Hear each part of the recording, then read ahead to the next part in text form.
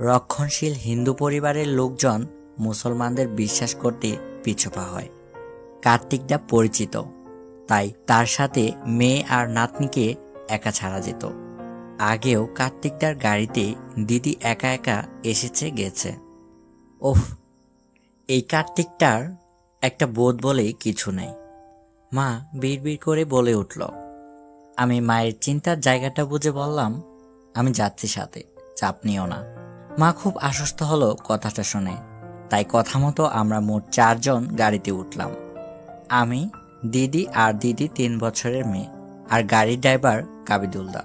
আমি কাবিদুলদার পাশের সিটে বসলাম, দিদি আর ভাগ্নে পেছনে। এই গাড়িতে যেতে 1.5 ঘন্টার বেশি লাগার কথা নয়। গাড়ি ছেড়ে দিল 5:30-এ।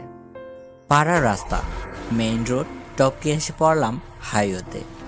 বসন্তের বিকেল,